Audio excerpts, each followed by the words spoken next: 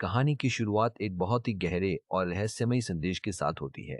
Screen पर the तिब्बती book of the dead के कुछ वाक्य उभर कर सामने आते हैं जो मृत्यु के बाद आत्मा की यात्रा के बारे में बताते हैं। यह किताब कहती है कि मृत्यु एक तीव्र प्रकाश का क्षण है जो पुनर्जन्म से ठीक पहले आता है।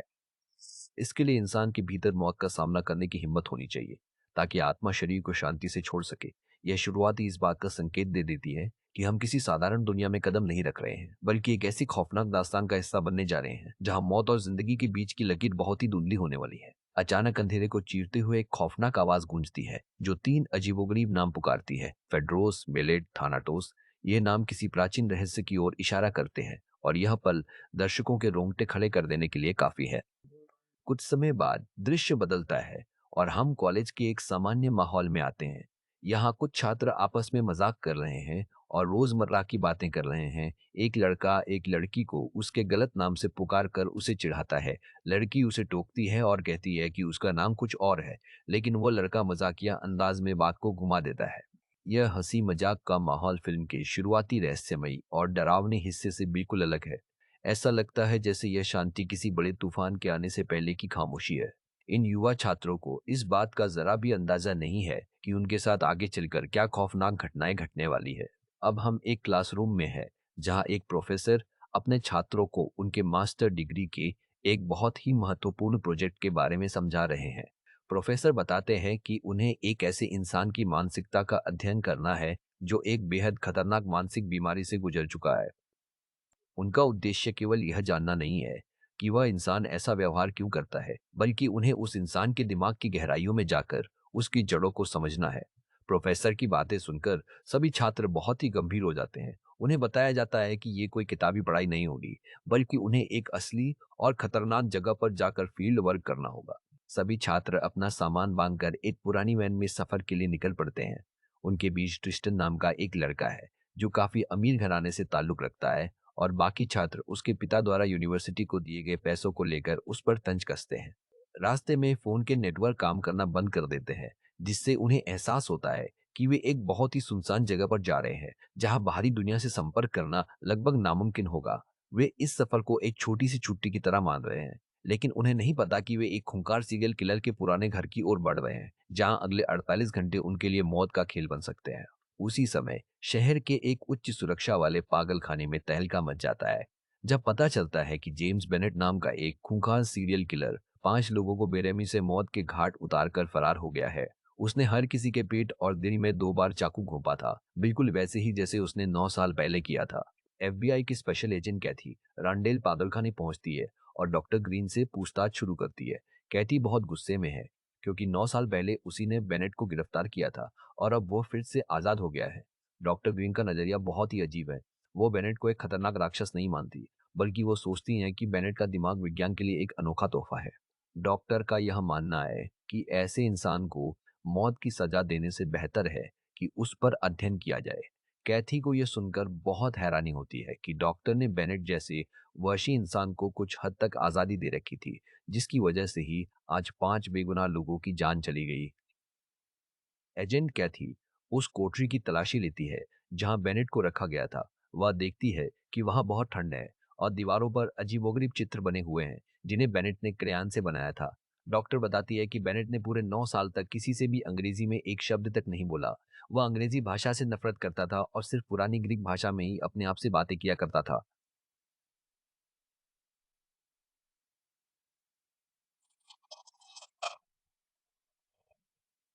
दीवारों पर बनी वे अजीब आकृतियां उसके उलझे हुए और खतरनाक दिमाग का एक छोटा सा हिस्सा दर्शाती है। कैथी समझ जाती है कि वह किसी मामूली अपराधी से नहीं, बल्कि एक बेहद चतुर और रहस्यमयी दानव से लड़ रही है। दूसरी ओर छात्रों की वैन एक घने जंगल के बीच सुनसान सड़क पर रुकती है। फ्लो नाम की एक लड़की की तबीयत अचानक खराब होने लगती है और उसे उल्टी महसूस होती है। वह ताजी हवा लेने के लिए बाहर निकलती है और जंगल की ओर जाती है। बाकी दोस्त भी गाड़ी से बाहर आते हैं और आपस में बातें करने लगते हैं। चारों तरफ पेड़ ही पेड़ हैं और किसी भी तरह की कोई बस्ती या इंसान नजर नहीं आ रहा है। यह सन्नाटा और जंगल का यह अजीब सा माहौल एक अनजाने डर को पैदा करता है। ऐसा लगता है जैसे कोई घने पेड़ों के पीछे छिपकर इन अनजान छात्रों की हर हरकत पर अपनी नजरें गड़ाए हुए हैं। इसी दौरान पामर नाम का छात्र अपने बैग से एक बहुत ही बड़ी और खतरनाक बंदूक निकालकर दोस्तों को दिखाता है। हालांकि उसके दोस्त उसे तुरंत बंदूक को अंदर रखने की चेतावनी देते हैं, क्योंकि उन्हें लगता है कि पामर बस अपना डर छुपाने के लिए ऐसा कर रहा है। पुलिस इन्वेस्टिगेशन में एक बहुत बड़ा खुलासा होता है। जांच अधिकारियों को पता चलता है कि बेनेट को भागने में बाहर से किसी की मदद मिली है। एक प्रत्यक्षदर्शी ने बताया है कि उसने चार बिल्कुल एक जैसी किराए की कारें देखी, जो अलग अलग दिशाओं में जा रही थी। यह बेनेट और उसके साथियों की एक सोची समझी चाल थी, ताकि पुलिस भ्रमित हो जाए और उन्हें पकड़ ना सके। एजेंट कैथी तुरंत हवा और जमीन दोनों स्तरों पर अतिरिक्त पुलिस बल की मांग करती है। उसे समझ आ गया है कि बेनेट ने अपने भागने की योजना बहुत पहले से और बेहद बारीकी से बनाई थी, और अब उसे पकड़ना आसान नहीं होगा। पुलिस विभाग का एक विशेषज्ञ एजेंट कैथी को समझाता है कि बेनेट की हत्याओं का तरीका किसी धार्मिक रस्म से जुड़ा हो सकता है, क्योंकि वह अपने पीड़ितों के शरीर पर क्रॉस का निशान बनाता है। वह यह भी बताता है कि कई सीरियल किलर भगवान के नाम पर हत्याएं करते हैं, लेकिन कैथी इन सब बातों को बकवास मानती है। उसका सीधा सा उसूल है कि बेनेट दो पैरों पर चलने वाला एक आम इंसान है, और वह इस तरह की मनोवैज्ञानिक प्रोफाइलिंग में अपना समय बर्बाद नहीं करना चाहती। उसका मानना है कि बेनेट जहां भी है, उसे जमीनी स्तर की पुलिस कार्रवाई से ही पकड़ा जा सकता है, न कि किताबों और पुराने आंकड़ों से। सफर लंबा तय करने के बाद छात्र आखिरकार उस पुराने घर में पहुंच ही जाते हैं, जहां सीरियल किलर जेम्स बेनेट का बचपन गुजरा था। घर अंदर से बहुत बड़ा और पुराने सामानों से भरा हुआ है। वे उत्साह में आकर घर के अलग अलग कमरों को देखने लगते हैं। वहां पुरानी किताबें, विनाइल रिकॉर्ड्स और बहुत सी पुरानी चीजें रखी हैं। उन्हें लगता है कि यह उनके अध्ययन के लिए एक बेहतरीन जगह है और वे यहाँ मजा करेंगे। वे पूरी तरह से इस बात से अनजान हैं कि इस खौफनाक घर की दीवारों के पीछे बेनेट के खूनी इतिहास का गहरा काला साया आज भी मंडरा रहा है। जैसे जैसे छात्र बेनेट के अतीत की फाइलें पढ़ते हैं, उन्हें कुछ बहुत ही खौफनाक सच्चाइयों का पता चलता है। ट्विस्टन सबको पढ़कर सुनाता है कि बेनेट बचपन में जानवरों को मारा करता था। जब बेनेट केवल 10 साल का था, तब उसके माता पिता की एक भयंकर कार दुर्घटना में मौत हो गई थी, और पुलिस की रिपोर्ट के अनुसार कार की ब्रेक के तार काटे गए थे, शायद खुद बेनेट द्वारा। इतना ही नहीं, 9 साल बाद उसके दादा दादी की भी जहरीली गैस से संदिग्ध मौत हो गई थी। हर एक नया पन्ना बेनेट के एक नए खौफनाक चेहरे से पर्दा उठा रहा था, जो साबित करता है कि वह बचपन से ही एक बेरहम और शातिर हत्यारा था। एक छात्र बेनेट की फाइल में लिखी सबसे खौफनाक बात पढ़ता है कि बेनेट ने इसी घर में आग लगाकर अपने सगे भाई को जिंदा जला दिया था। वह बताता है कि बेनेट और उसके भाई की आंखें एकदम अलग और डरावनी थी, हल्के भूरे रंग की, जो लगभग पूरी तरह से सफेद दिखती थी। जासूस अब इस खौफनाक मामले की गहराई में जा रहे हैं और हर एक सुराग को बारीकी से खंगाल रहे हैं। वे आपस में बात करते हैं कि कैसे कई धर्मों में आंखों को बहुत महत्वपूर्ण और रहस्यमयी माना गया है। तभी एक जासूस बताता है कि उसने कुछ टेप जांच के लिए बड़े अधिकारियों को भेज दिए हैं, ताकि होठ पढ़ने वाले विशेषज्ञ और अनुवादक उस अजीब यूनानी भाषा का रहस्य सुलझा सके। वह यह भी जांचना चाहता है कि क्या 9 साल पहले हुए दर्दनाक कत्ल और आज के नए पीड़ितों की उम्र में कोई रहस्यमयी अंकों का संबंध है या नहीं। यह सब एक बहुत बड़ी और खतरनाक पहेली का हिस्सा लग रहा है। एक तेज तर्रार अधिकारी अपने ही बॉस की निजी जिंदगी का विश्लेषण करने लगता है, जिससे माहौल में थोड़ी गर्मा गर्मी आ जाती है। वह बड़ी ही बारीकी से बताता है कि उसके बॉस ने सिगरेट पीना छोड़ दिया है, और अब वह केवल निकोटीन च्युइंग गम चबाता है, जिसकी वजह से उसका वजन भी थोड़ा बढ़ गया है। वह उसकी शादीशुदा जिंदगी में चल रही दरार और शराब पीने की आदत पर भी निशाना साधता है। तभी अचानक उन्हें खबर मिलती है कि एक सुनसान जगह पर खड़ी गाड़ी में किसी का मुड़ा हुआ पुलिस की वर्दी जैसा कपड़ा और एक दिशा सूचक यंत्र यानी कंपास मिला है। यह सुराग उन्हें किसी बड़े और अनजान खतरे की ओर इशारा कर रहा है। उधर दूसरी तरफ जवान लड़के और लड़कियों का वह बेपरवाह समूह उस रहस्यमय घर में अपना वक्त बिता रहा है। एक लड़की चारों तरफ देखकर हैरान होती है और कहती है कि यह जगह कितनी सुंदर और प्यारी लग रही है। उसे इस बात पर बिल्कुल भी यकीन नहीं होता कि कोई इतना खौफनाक और पागल इंसान इतनी खूबसूरत और शांत जगह कैसे बना सकता है। वे आपस में चर्चा करते हैं कि शायद उस खूनी हत्यारे को दुनिया ने कभी ठीक से समझा ही नहीं, और वह अंदर से कुछ और ही था। यह खौफनाक शांति किसी बहुत बड़े तूफान के आने से पहले की खामोशी जैसी महसूस हो रही है। भयानक ठंड से कांपती हुई वह लड़की बेतहाशा चिल्लाती है और किसी भी तरह गर्म पानी से नहाना चाहती है। उसका पूरा शरीर बर्फ की तरह जम रहा है, और उसके चेहरे पर एक अजीब सी बेबसी और खौफ साफ नजर आ रहा है। यह छोटी सी जरूरत जल्द ही एक बहुत बड़े और खौफनाक दुस्वप्न में बदलने वाली है।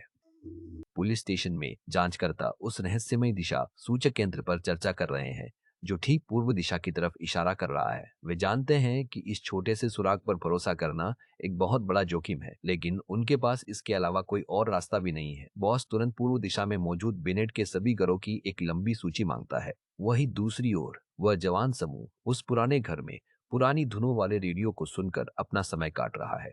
वे उस पुराने संगीत में पूरी तरह खोए हुए हैं, बिल्कुल अनजान कि मौत का एक बहुत बड़ा और खौफनाक साया उनके बेहद करीब आ चुका है। घर के अंदर मौजूद लड़के और लड़कियां अब खुद जासूसों की तरह सोचने की कोशिश कर रहे हैं। वे आपस में यह बहस करते हैं कि अगर बेनेट अपना कोई गुप्त खजाना या अपनी निजी डायरी छुपाना चाहता, तो वह उसे इस विशाल घर में कहाँ छुपाता। कोई कहता है कि वह इसे गद्दे के नीचे छुपाता, तो कोई फर्श के ढीले लकड़ी के तख्तों के नीचे छुपाने की बात करता है। वे अपनी पुरानी यादों को ताजा करते हैं कि कैसे वे बचपन में अपनी छुपाई जाने वाली चीजें गद्दे के नीचे रखते थे। उन्हें बिल्कुल नहीं पता कि वे मौत के कितने करीब खड़े होकर यह बेवकूफी भरा खेल खेल रहे हैं। एक प्रेमी जोड़ा अपनी हवस मिटाने और एकांत पाने के लिए बाहर खड़ी एक पुरानी गाड़ी की तरफ जाता है। लड़का बहुत ही जल्दबाजी में है और किसी सुरक्षा साधन को ढूंढने के लिए पागलों की तरह बेचैन हो रहा है। बाहर का मौसम बेहद सर्द और खून जमा देने वाला है, लेकिन उनकी हवस उन पर पूरी तरह हावी हो चुकी है। जैसे ही वे गाड़ी के अंदर छुपकर दरवाजा बंद करते हैं, माहौल में एक अजीब सा तनाव और खौफ फैल जाता है। ऐसा लगता है जैसे अंधेरे में छुपी कोई लालची आंख उन्हें लगातार घूर रही है और उनके हर एक कदम पर अपनी पैनी नजर रखे हुए है। घर के अंदर लौटी एक लड़की अकेले बिस्तर पर लेटकर सोचती है कि वह दरिंदा जेम्स बेनेट रात को इसी जगह लेटकर आसमान की तरफ देखकर क्या सोचता होगा। उसकी नजर उस कमरे में लगी एक बेहद डरावनी और अजीबोगरी पेंटिंग पर पड़ती है जिसमें खौफनाक आंखें बनी हुई हैं। वह महसूस करती है कि शायद उस खूनी हत्यारे का बचपन बहुत ही दर्दनाक और खौफनाक रहा होगा। तभी अचानक उसे एहसास होता है कि उनकी एक दोस्त काफी देर से गायब है। वह पूरे घर में उसे जोर जोर से पुकारती है, लेकिन कोई जवाब नहीं मिलता, जिससे उसका दिल जोर से धड़कने लगता है और हवा में एक जानलेवा खौफ तैरने लगता है। जासूसों के दफ्तर में अचानक फोन की घंटी बजती है और माहौल बेहद तनावपूर्ण हो जाता है। उन्हें बेनेट के एक और वाहन और उसके अन्य घरों के बारे में कुछ बहुत ही महत्वपूर्ण और चौंकाने वाली जानकारी मिलती है। बॉस तुरंत आदेश देता है कि अगर उन्हें जल्दी सुराग नहीं मिले, तो यह मामला हमेशा के लिए उनके हाथ से निकल जाएगा। तभी एक अधिकारी याद दिलाता है कि उनका बॉस कोई साधारण पुलिस वाला नहीं है, बल्कि उसने अपराध विज्ञान में बहुत ही गहरी शिक्षा प्राप्त की है, जो उसे इस खौफनाक घाटी के शैतानी दिमाग को पढ़ने में बहुत मदद करती है। इधर उस वीरान और खौफनाक घर में तनाव लगातार बढ़ता ही जा रहा है। एक लड़की अपनी सहेली को सांत्वना देने की कोशिश करती है, क्योंकि वह अंदर से बहुत ज्यादा घबराई हुई है। वे दोनों उस खौफनाक घर के चप्पे चप्पे को निहारते हुए यह सोचने की कोशिश करती है कि अगर उस वहशी दरिंदे ने अपने गहरे राज छुपाने होते, तो वह उन्हें इन दीवारों के पीछे कहाँ छुपाता। उन्हें यह एहसास होने लगता है कि चीजें इतनी आसान नहीं हो सकती जितनी वे बाहर से दिख रही है। उनके मन में एक अजीब सा डर बैठ गया है कि कहीं वे किसी बहुत बड़े और खूनी जाल में तो नहीं फंस गए हैं। जासूस अब बेनेट की चौथी और सबसे रहस्यमयी डायरी को ध्यान से पढ़ रहे हैं और उन्हें कुछ बहुत ही चौंकाने वाले सुराग मिलते हैं। उस डायरी में महान दार्शनिकों जैसे प्लेटो और सुकरात के विचारों का बहुत ही अजीब और डरावने तरीके से जिक्र किया गया है। उसमें इंसान की आत्मा के बारे में और रहस्यमयी आधे गोल चक्र के बारे में बहुत सी डरावनी बातें लिखी हुई हैं। वे अब पूरी तरह समझ जाते हैं कि यह हत्यारा कोई साधारण इंसान नहीं है, बल्कि वह एक बहुत ही गहरे और खतरनाक दर्शन शास्त्र के आधार पर अपने सारे खौफनाक कत्ल कर रहा है। घर के अंदर मौजूद कुछ लड़के बेफिक्र होकर कंप्यूटर पर अश्लील चीजें डाउनलोड करने में व्यस्त है, जबकि उनका एक साथी अभी भी बाहर गया हुआ है। तभी एक लड़का कहता है कि उसे पीछे वाले अंधेरे कमरे में कुछ बहुत ही अजीब और नकारात्मक ऊर्जा महसूस हो रही है। वे सभी हिम्मत जुटाकर उस डरावनी पेंटिंग वाले कमरे में जाते हैं और दीवार पर टंगी उस खौफनाक तस्वीर को हटाते हैं। तस्वीर के ठीक पीछे दीवार में उन्हें एक रहस्यमयी फाइल मिलती है, जिसे बड़ी ही चालाकी से छुपाया गया था। यह रहस्यमयी फाइल उनके होश पूरी तरह से उड़ाने के लिए काफी है।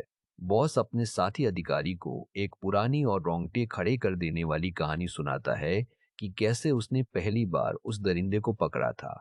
वह बताता है कि एक यूनानी क्रॉस के सभी हिस्से बिल्कुल बराबर होते हैं, जैसे कोई दिशा दिखाने वाला कंपास हो। वह याद करता है कि कैसे उस खौफनाक रात उसने एक गंदे सार्वजनिक शौचालय में कदम रखा था और अचानक उसे बकाइम के फूलों की एक बहुत ही तेज और जानी पहचानी खुशबू आई थी। वह खुशबू बिल्कुल वैसी ही थी जैसी खुशबू उस खूनी हत्यारे की आखिरी शिकार हुई बेबस औरत ने लगाई थी। उसकी आंतरिक वृत्ति ने उसे बता दिया था कि मौत का सौदागर वहीं छुपा है।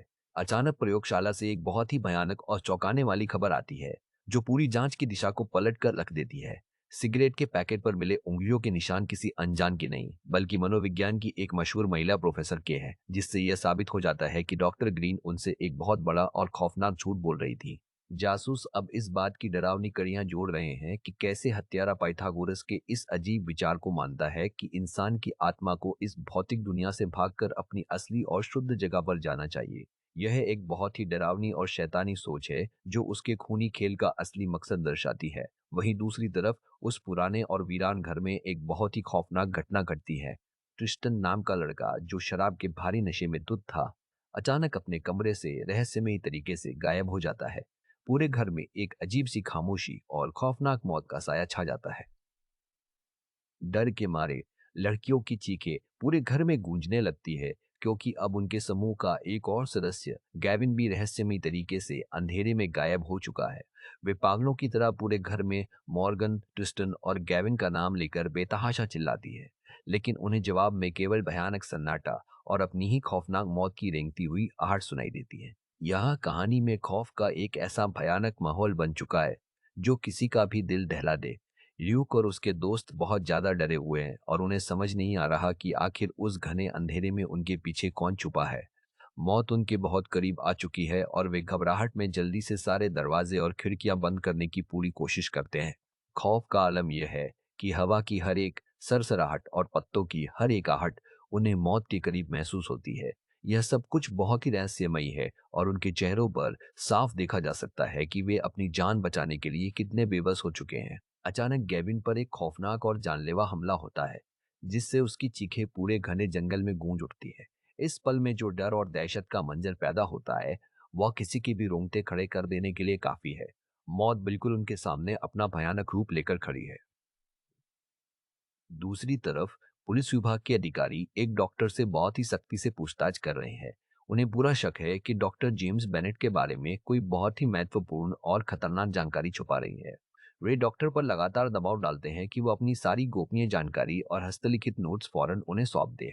पुलिस को लगता है कि शायद ये डॉक्टर बेनेट की इस पागलपन भरी कहानी पर कोई मशहूर किताब लिख रही है, और इसी स्वार्थ की वजह से वह पुलिस की इतनी बड़ी जांच में जानबूझकर अड़चन डाल रही है। यह बातचीत काफी तनावपूर्ण और गंभीर मोड़ ले लेती है। पुलिस की जांच टीम को एक बहुत बड़ी और चौंकाने वाली कामयाबी मिलती है। उन्हें अपनी तफ्तीश में पता चलता है कि बेनेट से मिलने अस्पताल में एक अनजान नौजवान लड़का आया करता था, जो लगातार यूनानी भाषा में अजीबोगरीब पहेलियां बुझाता था। यह रहस्य जान के सभी के होश पूरी तरह से उड़ जाते हैं कि इतने सालों तक जो बेरहम कातिल बिल्कुल खामोश था, उसने आखिरकार उस लड़के से बात क्यों की थी। बाद में यह पर्दाफाश होता है कि यह लड़का कोई और नहीं, बल्कि बेनेट का अपना ही छोटा भाई है, जो अब अपने भाई के अधूरे और खतरनाक मंसूबों को असल जिंदगी में अंजाम दे रहा है। कहानी का रुख फिर से उसी खौफनाक और सुनसान केबिन की तरफ मुड़ता है, जहां मौत का नंगा नाच चल रहा है। मॉर्गन बेतहाशा और रोते हुए ट्रिस्टन और गैविन को पुकार रही है। रात का वह गहरा अंधेरा और जंगल का वह डरावना सन्नाटा दोनों मिलकर एक अजीब सा और भयानक डर पैदा कर रहे हैं। मॉर्गन को अपनी पुकार का कोई जवाब नहीं मिलता, और उसे धीरे धीरे इस बात का खौफनाक एहसास होता है कि उसके सभी दोस्त एक एक करके मौत के घाट उतारे जा रहे हैं। वह मदद के लिए पूरी ताकत से चीखती है, लेकिन उस सुनसान और वीरान जगह पर उसकी दर्द भरी आवाज सुनने वाला कोई भी नहीं है।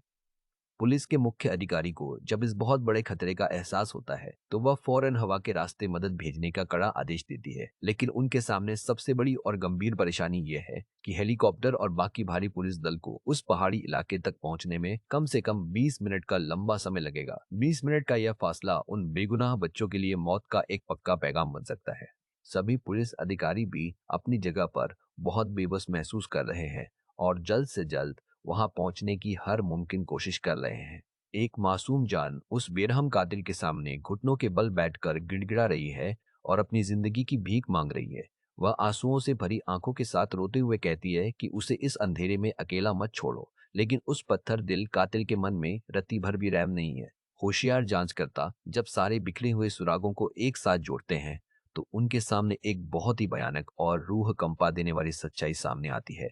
उनके गणित के अनुसार मरने वाले सभी लोगों की उम्र का कुल जोड़ ठीक 432 होना चाहिए, लेकिन वहां जंगल में केवल 4 ही लोग मौजूद हैं। तभी उन्हें याद आता है कि प्राचीन यूनानी देवता डायोनिसस की आत्मा को हमेशा के लिए मुक्त करने की खातिर किसी अजन्मे बच्चे की बलि दी जाती थी। यह समझते ही उनके पैरों तले जमीन खिसक जाती है कि उस समूह में एक लड़की गर्भवती है और असल में उसी के पेट में पल रहे बच्चे की बलि चढ़ाने की यह खौफनाक तैयारी हो रही है। रिचर्ड, जो असल में बेनेट का ही भाई है, आखिरकार अपना असली और डरावना चेहरा दुनिया के सामने दिखाता है। वह उस बेचारी गर्भवती लड़की को पूरी तरह से बंदी बना लेता है और एक बहुत बड़ा सच उजागर करता है कि वह खुद उस अजन्मे बच्चे का असली पिता है। उसका यह अंधविश्वास है कि जेम्स बेनेट की महान आत्मा मरने के बाद सीधा इस बच्चे के शरीर में समा जाएगी और यह दुनिया के लिए एक बहुत बड़ा चमत्कार साबित होगा।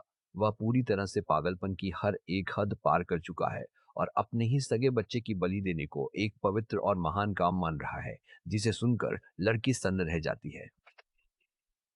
ठीक उसी नाजुक और जानलेवा समय पर एक बहादुर पुलिस अधिकारी वहां मौके पर पहुंच जाता है और जेम्स बेनेट को रोकने की अपनी पूरी कोशिश करता है। बेनेट दुनिया से बिल्कुल बेखबर होकर अपने ही ख्यालों में पूरी तरह से खोया हुआ है और लगातार वही पुरानी यूनानी मौत की पहेली दोहरा रहा है। पुलिस अधिकारी अपनी बंदूक बिल्कुल सीधी तानकर उसे आखिरी चेतावनी देता है कि वह सरेंडर कर दे। वहां के माहौल में इतनी ज्यादा टेंशन और खामोशी है कि अगर किसी से एक छोटी सी भी गलती हुई तो पलक झपकते ही किसी की भी जान जा सकती है।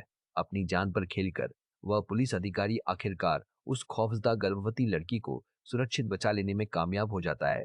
वह उस कांपती हुई लड़की को सांत्वना देता है और बहुत प्यार से कहता है कि अब सब कुछ बिल्कुल ठीक हो जाएगा और एक एम्बुलेंस तेजी से उनके रास्ते में है। लड़की बहुत ही ज्यादा गहरे सदमे में है और रोती हुए बताती है कि वह गर्भवती है।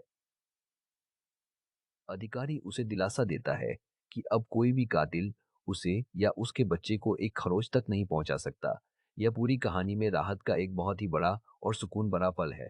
इसके बाद सभी पुलिस अधिकारी पूरे जंगली इलाके को अच्छी तरह से सुरक्षित करने के काम में लग जाते हैं। चारों तरफ केवल पुलिस की गाड़ियां और एम्बुलेंस की चमकती हुई नीली बत्तियां ही दिखाई दे रही है। इस एक अकेली खौफनाक रात ने वहां मौजूद सभी लोगों को अंदर तक पूरी तरह हिलाकर रख दिया है। पुलिस उन सभी छोटे बड़े सुरागों को इकट्ठा कर रही है जो उस दरिंदे के पागलपन और उसके अंधे विश्वास की खौफनाक कहानी को बयां करते हैं। हर एक अधिकारी के थके हुए चेहरे पर एक अजीब सी खामोशी और गहरी सोच साफ तौर पर छाई हुई है। जब जांच टीम उस मनहूस केबिन के अंदर प्रवेश करती है तो उन्हें दीवारों और फर्श पर इंसानी खून से बने हुए कुछ बहुत ही अजीबोगरीब और रहस्यमयी यूनानी निशान मिलते हैं। यह खौफनाक नजारा साफ दिखाता है कि उस कातिल ने अपनी इस घिनौनी योजना को कितने भयानक और सोचे समझे तरीके से अंजाम देने की कोशिश की थी। पुलिसकर्मी उन सभी निशानों की बहुत ही बारीकी से तस्वीरें लेते हैं ताकि अदालत में यह साबित किया जा सके कि यह कोई आम कत्ल नहीं था, बल्कि एक बहुत ही शैतानी और खतरनाक अनुष्ठान था। यह विभत्स मंजर देखकर सबसे ज्यादा मजबूत दिल वाले पुलिसकर्मी भी अंदर से सिहर उठते हैं। एम्बुलेंस के चिकित्सा कर्मचारी उस सदमे में डूबी हुई गर्भवती लड़की को बहुत ही सावधानी से स्ट्रेचर पर लिटाकर बाहर की तरफ लाते हैं। जाते जाते वह लड़की एक बार पीछे मुड़कर उस मनहूस और डरावने केबिन की तरफ देखती है जिसने आज रात उसकी पूरी जिंदगी को लगभग हमेशा के लिए खत्म ही कर दिया था। उसकी सूजी हुई आंखों में आंसू और मौत का डर साफ देखा जा सकता है, लेकिन साथ ही उसके दिल में एक बहुत बड़ी राहत भी है कि आखिरकार उसने और उसके होने वाले अजन्मे बच्चे ने इस भयानक मौत के खेल को मात दे दी है।